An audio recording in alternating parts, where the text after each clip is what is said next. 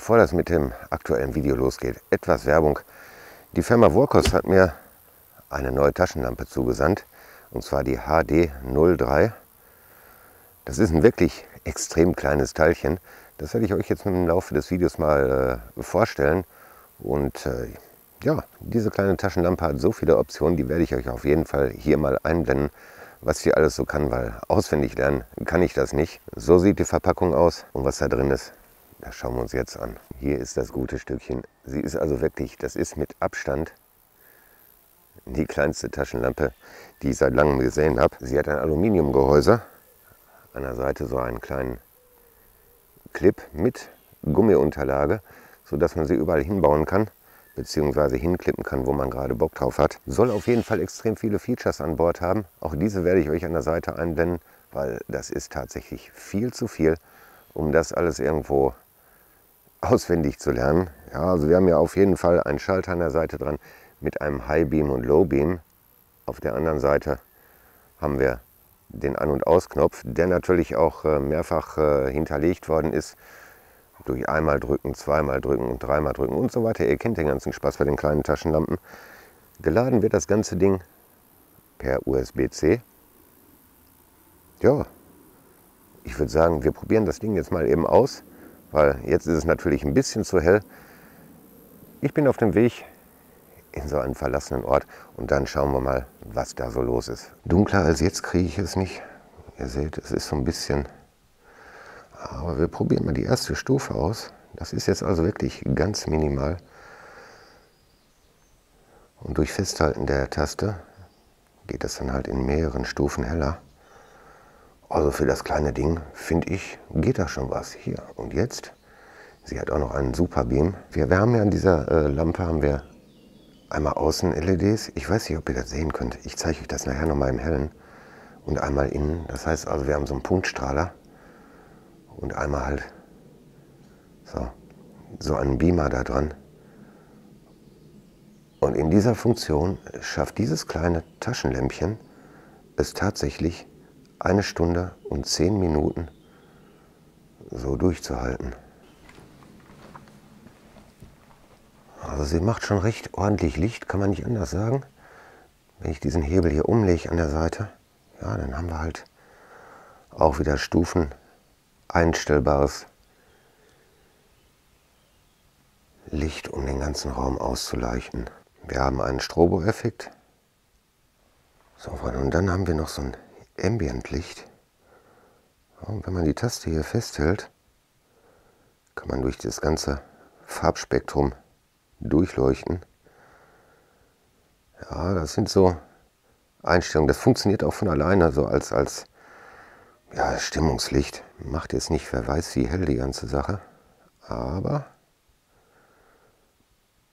ja, für ein paar interessante Motive soll das reichen. So, also jetzt nochmal so ein bisschen zu den Daten.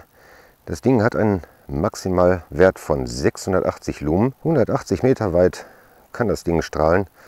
Multicolor RGB Lights und 49 Gramm wiegt dieses Ding. Ja, und in diesen unterschiedlichen Modes kriegt man eine Akkulaufzeit von 35 Stunden bis hin zu 1 Stunde 10 Minuten bei dem High Beam. Und ich denke mal, für dieses kleine Gerätchen, was also wirklich von 49 Gramm. Ich habe das ganze Video damit heute gefilmt und bin eigentlich sehr zufrieden. Deswegen kann ich das guten Gewissens an euch weiterempfehlen. Ich schreibe euch auf jeden Fall den Link in die Videobeschreibung und wenn euch das gefällt, für einen ganz schmalen Taler könnt ihr das dort kaufen. Und jetzt geht es weiter mit dem Video. Freunde, willkommen zurück auf meinem Kanal bei extrem genialem Wetter wieder heute. Ja, ich bin unterwegs zu einem kleinen Bauernhof. Das ist ein Revisit. Da bin ich vor, ich sag mal 2 Jahren mal gewesen. Und da wollte ich mal schauen, wie sich das mittlerweile da so verhält, wie das da aussieht. Ja, wenn euch das interessiert, würde ich sagen, bleibt einfach dabei, Freunde. Das Abenteuer beginnt. So, wir sind hier schon an Ort und Stelle, mehr oder weniger zumindest. Die Location befindet sich da unten im Tal, in den Bäumen. Ja, und wir müssen hier heute so ein bisschen aufpassen. Wie gesagt, schönes Wetter und dementsprechend sind viele Leute mit Hunden unterwegs. Ja, wir machen uns jetzt auf den Weg dahin und ja, wenn ich angekommen bin, dann melde ich mich bei euch. Ja, so einen kleinen Fußmarsch haben wir noch. Beim letzten Mal, als ich hier gewesen bin, konnte man die Location von hier oben aus schon sehen, aber mittlerweile scheint alles zugewuchert zu sein. Gut, wir haben Sommer.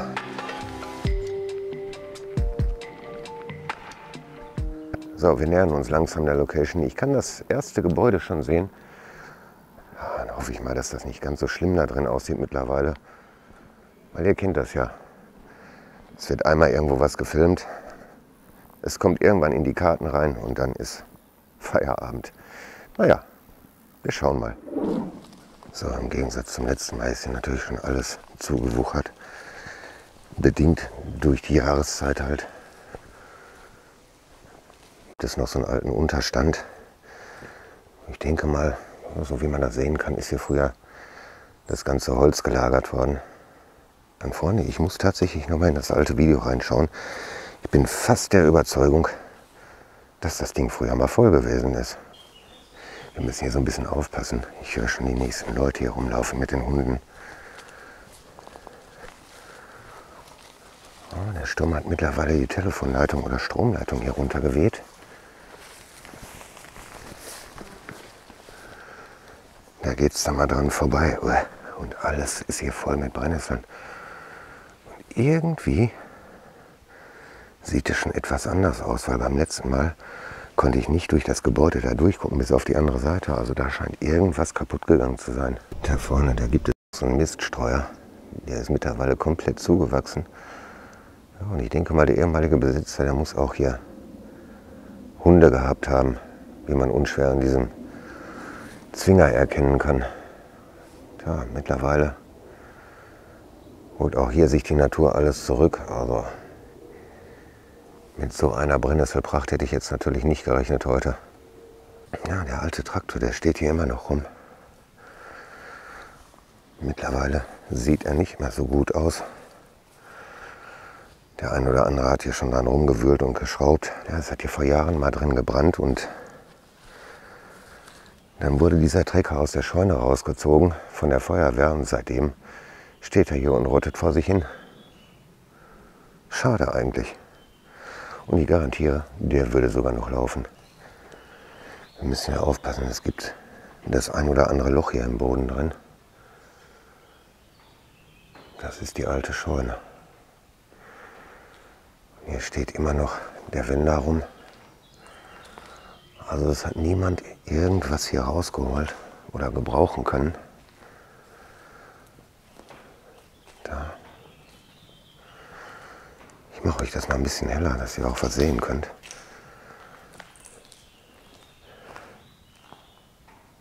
Ja, die alten Heuballen stehen auch noch.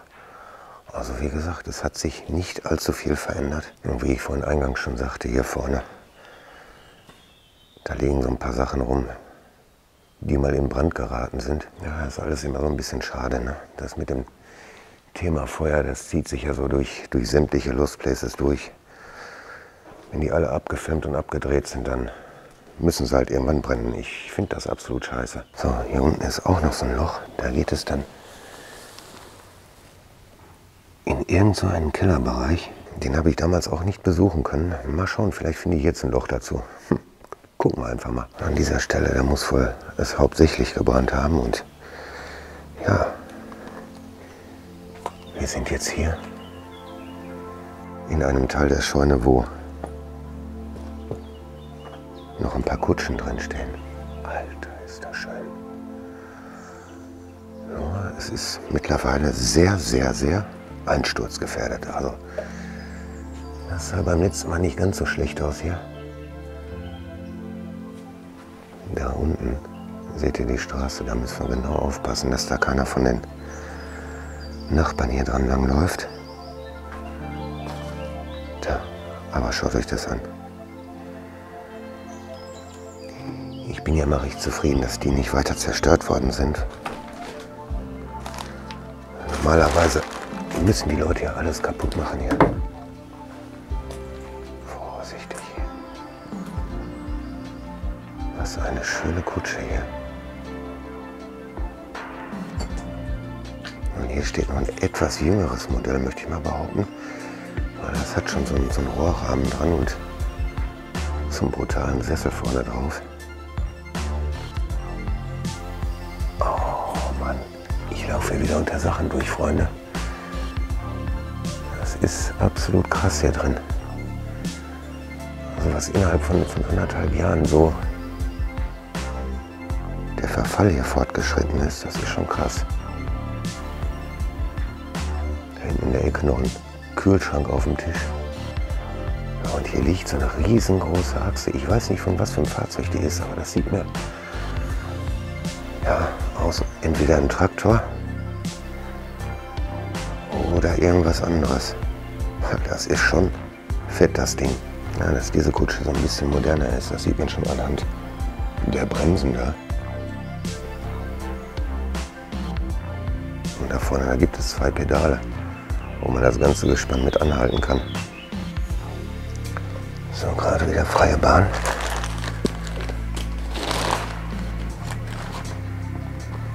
Fixe raus hier. Ja, Freunde, diesen Dachboden, den werden wir uns garantiert mal nicht anschauen, weil ihr könnt das ja bestimmt sehen. Es ist ja, wirklich alles knusprig gebrannt. Und ich habe mir sagen lassen, dass Holzkohle nicht unbedingt so tragfähig ist. Deswegen lassen wir den auch dieses Mal wieder aus.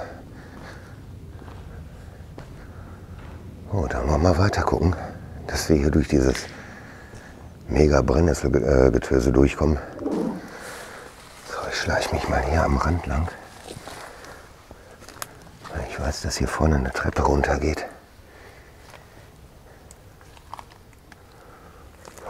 Hier tropft das Wasser. Schau mal, ist das zugewachsen. Alter Schwede.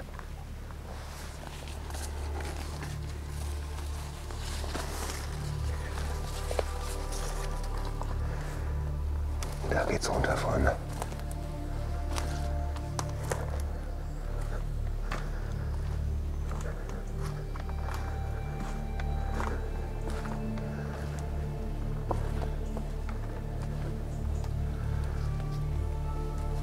Völlig zugewachsen. So, Freunde, auch hier wieder. Da vorne ist die Straße.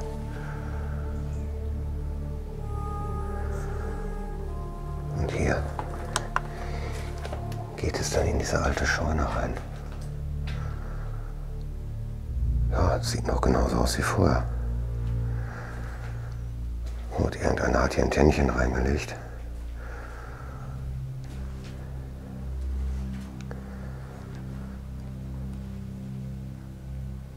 Und auch dieser Raum hat sich nicht großartig verändert. Der Schirm steht immer noch in der Ecke.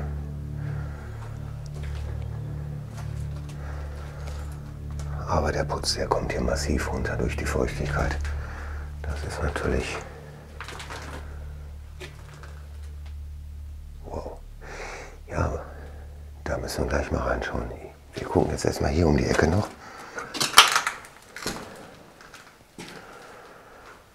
Die alten Spinde stehen hier. Da irgendwie so ein Ausgleichskessel von der Heizung. Und das da sieht mir aus wie ein alter Durchlauferhitzer. Könnte ich mir zumindest fast so vorstellen. Uralte Schalter hier an der Wand. Und diese Türen, die sind so klein. Und ich muss mich hier tatsächlich durchbücken. Und jetzt sind wir genau an der Stelle, wo ich oben vorhin reingefilmt habe. Ja, ich denke mal, das sind einfach Löcher gewesen, wo man dann halt das Heu oder das Stroh von oben nach unten werfen konnte. Ich behaupte mal, dass hier unten die Kühe drin gestanden haben werden. Es ist recht groß hier drin tatsächlich.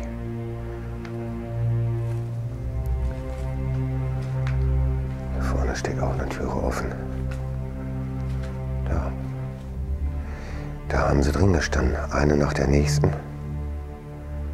Und da hinten auf der Seite auch noch.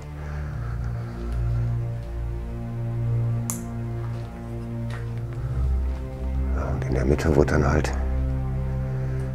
das Futter verteilt. Eigentlich kein schönes Leben, wenn man sich das überlegt, Freunde.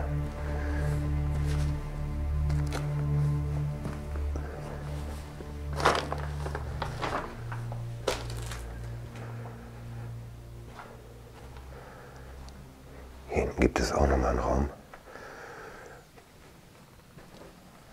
Tja, wer mag hier drin gestanden haben? Auf jeden Fall den ganzen Dreck, den haben sie von oben runtergeschmissen hier. Das ist jetzt nicht, dass es einstürzen würde. Das Einzige, wo man aufpassen muss, ich weiß nicht, ob ihr das auf der Kamera erkennen könnt, aber überall sind irgendwelche Löcher im Boden drin.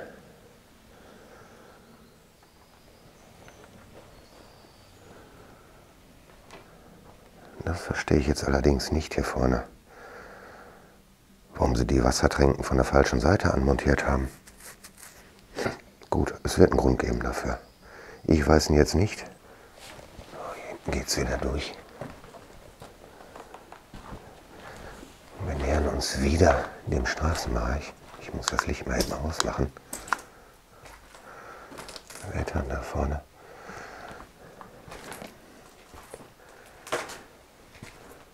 Und hier hinten gibt es dann nochmal einen Stall. Der sieht mir aber etwas anders aus. Schauen wir mal, was hier so gibt. Das sind so abgetrennte Boxen. Freunde, was habt ihr hier gemacht? Ob es hier ein paar Pferde drin gegeben hat? Könnte ich mir fast vorstellen. Hier vorne mit dem Fressnapf. Aber die sind wahrscheinlich nachträglich alle umgebaut worden. Na, schau mal, auch hier sind die Tränken alle von der falschen Seite anmontiert. Also gehe ich mal davon aus, dass hier früher auch mal anderes Getier drin gestanden hat.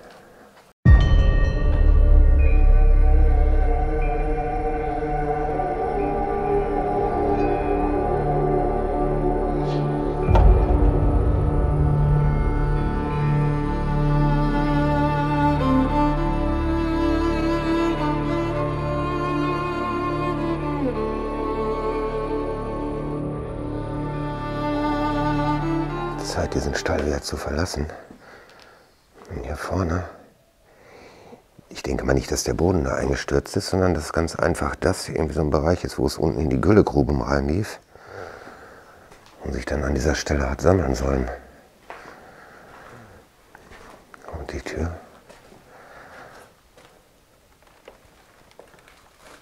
lässt sich nicht öffnen. Gut, also geht es dann den normalen Weg wieder raus, wie wir reingekommen sind. Raus geht es an diesen alten Spinnen vorbei. Ich weiß nicht, ob hier jetzt noch jemand neu eingezogen ist oder ob irgendjemand seinen Müll hier abgeladen hat. Ein leerer Koffer. So. Und da vorne ist der Haupteingang für dieses Gebäude.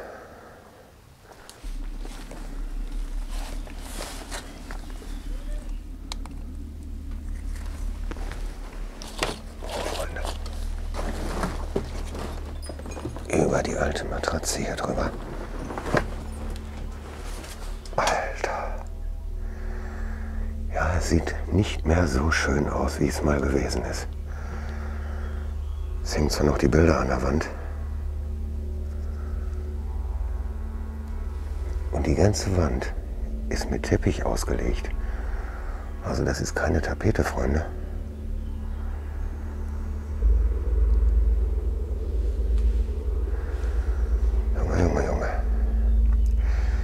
Hier hängt noch der alte Kalender von 2015 rum. Und wir gehen jetzt erstmal hier in den Nebenraum. Ich kann mich noch entsinnen, als ich beim letzten Mal hier gewesen bin, da funktioniert hier noch der Strom.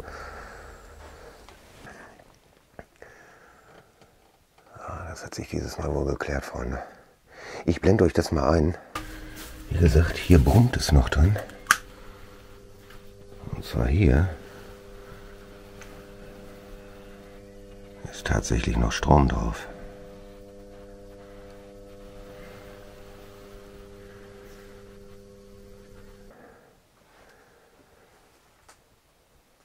Da. Hier gibt es noch die Anziehsachen im Schrank. Und wir sehen, hier ist eine alte Gehhilfe. Das wird wohl bedeuten, dass hier eine recht alte, betagte Person gelebt hat. Genauso wie auch dieser Kackstuhl hier. Ja, schade, wenn man dann einsam verstirbt und sich niemand mehr um irgendwelche Sachen hier kümmert. Alles schon so ein bisschen durchwühlt hier drin. Aber gut, kennt man ja nicht anders sowas. Im Endeffekt da alles zurückgeblieben. Da vorne steht noch die Kaffeemaschine rum. Hier noch einen ganzen Haufen an Bettwäsche. Und auch hier sind die Schubladen schon alle durchwühlt worden. Wir müssen hier ganz zärtlich über den Boden gehen. Also das fühlt sich unter den Füßen alles nicht mehr so richtig gut an.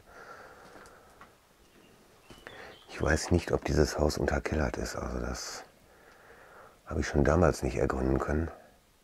Aber schaut mal, die ganzen Schränke sind noch voll. Da sind noch die Teller drin. Noch ein uraltes Mayonnaisenglas.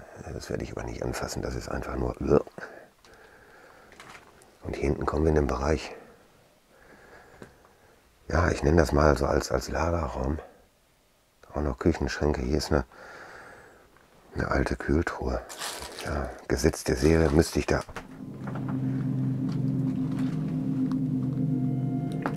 Oh Gott, Freunde.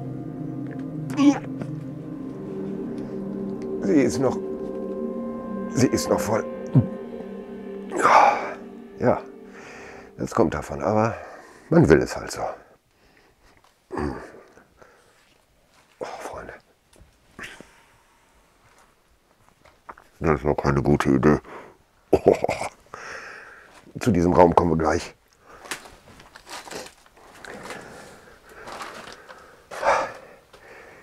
Hier ist etwas bessere Luft drin. Ja, es ist alles schon massiv zerwühlt und auseinandergerissen. Oh, der Geruch, der verfolgt mich jetzt hier. Das war nicht so richtig gut, was ich da gemacht habe. Schau mal hier, dieser schöne alte Schrank mit dem Koffer da oben drauf.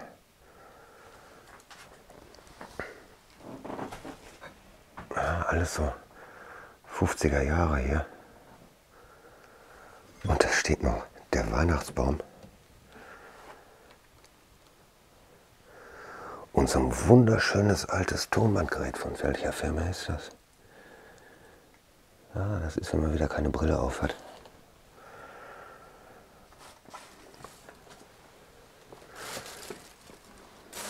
Hier haben wir die LN.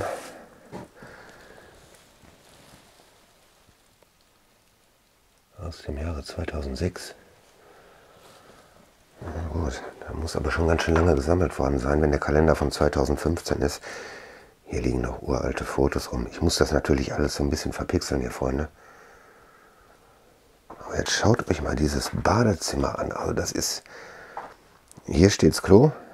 Da haben wir so einen Schrank, der in den Raum reinragt. Da muss man sich hier durchfisseln und kommt dann hier hinten in die Dusche rein. So, der Schrank hier. Leer. Schade auch. Im Badezimmer raus geht es dann so ein Stüfchen runter. So, im nächsten Raum. Liegt alles voll mit Akten. Hier vorne sind Fotos. Ich gehe da nicht dichter dran, aber die sind auf jeden Fall von hier, diese Aufnahmen. Der ganze Boden voll mit Papieren und hier steht noch so ein schöner alter Schrank rum. Und auf der anderen Seite, da haben wir einen ganzen Haufen. Tja, wie Halfter und was weiß ich, alles fürs Pferd. Und hier steht auch so ein Bock. Ich denke mal, das ist ein Sattelbock gewesen. Der Kopf, der ist mittlerweile abgefallen. Schade eigentlich. Der sah mal ganz gut aus damals. Ich meine gesehen zu haben, dass da noch der Kopf drauf gewesen ist. Und hier, Freunde, da gibt es noch eingemachtes Gürkchen. Ich weiß gar nicht, was für eine Halbwertszeit haben Gürkchen. Irgendwie scheinen die alle niemals kaputt zu gehen. Ich habe noch auf keinem Lost Place irgendwie ein Glas mit kaputten Gurken gesehen. Oh, Freunde, und dieser Gestank von der Kühltruhe da vorne, der zieht sich jetzt mittlerweile durchs ganze Haus durch. Also das war nicht unbedingt meine schlauste Idee, das Ding aufzumachen. Und der einzige Weg hier raus, der geht halt nur dadurch. Scheiße. Boah, übel. Übel, übel, Freunde. Gut, hier würde es theoretisch nach oben gehen in die nächsten Etagen.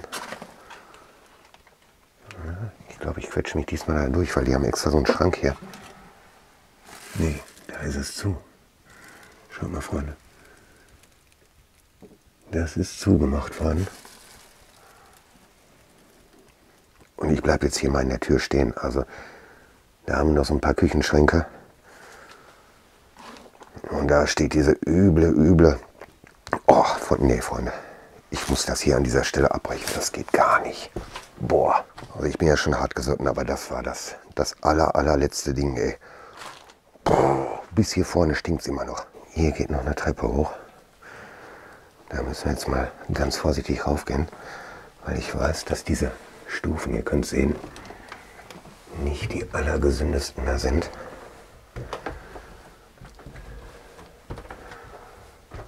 Ja, da hätte da vorne theoretisch die andere Treppe hochkommen müssen.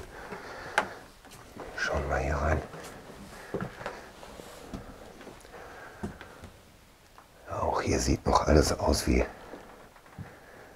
damals mit den ganzen Postern hier an der Wand. Ja, und die ganze Etage hier oben ist auch leer, ne? Ich verstehe das nicht so ganz, warum hier oben alles leer ist, während unten noch komplett eingeräumt ist. Ob hier mal 2 Familien gewohnt haben oder, ja, weil der Mann oder die Frau zu alt gewesen sind, dass hier oben alles schon mal leer geräumt worden ist. Kein Plan. So, ganz vorsichtig nochmal hier um die Ecke gucken. Also wie gesagt, der Boden ist hier eine Katastrophe, Freunde. Ja, aber auch das hier ist alles leer. Genau wie hier vorne. Da liegt noch so ein bisschen Unrat auf dem Boden rum. Ich denke mal, ich gehe mal diese steile Stiege wieder nach unten. So, hinten geht's weiter. Also das ist hier quasi so wie ein Lagerraum und Waschküche gleichzeitig gewesen. Da steht die andere Gehhilfe rum, Freunde. Ja, und das kommt man von der Wohnzimmerseite aus schon sehen. Sowas wie eine Knochensäge, möchte ich behaupten. Ne? Oder ist es einfach nur eine normale Bandsäge? Hier der alte Heizungsraum. Da oben noch mit dem Ausgleichsbehälter. Alles schon sehr in die Jahre gekommen. Und hier muss ich so ein bisschen den Kopf einziehen, Freunde. Das ist... Hier ist das alte Badezimmer. Ach du leck mich am Arsch. Freunde, könnt ihr diesen Ball hier sehen? Das sind alles Spinnengewebe. Krass.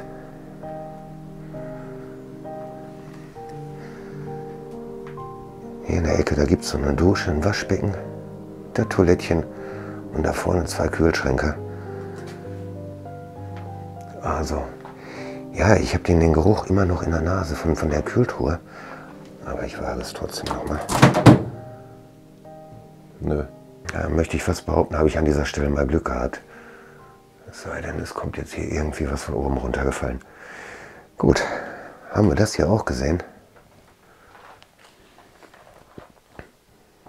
Und tatsächlich mal eine Toilette, die nicht zugeschissen worden ist. Finde ich ja schon mal richtig genial. Aber das sieht alles so behelfsmäßig aus, da die Badewanne damit mit Backsteinen irgendwie eingefasst und nichts verkleidet. Ja, Freunde, das ist der Haupteingang hier. Und schaut mal, das Gardinchen, das hängt immer noch in der Tür drin.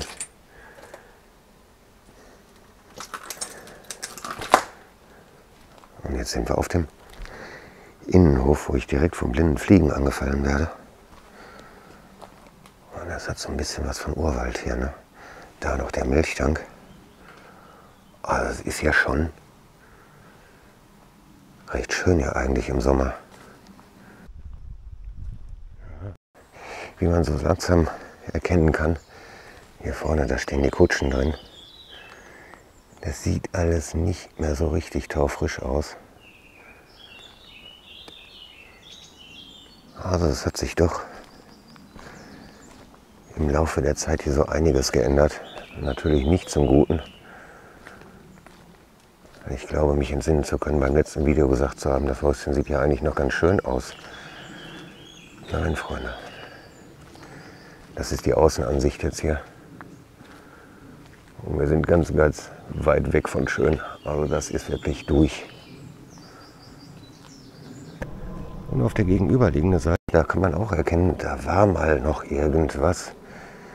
Ja, das ist schon großteils eingestürzt. Da vorne kann man noch so ein Türchen erkennen und da unten ein Fenster.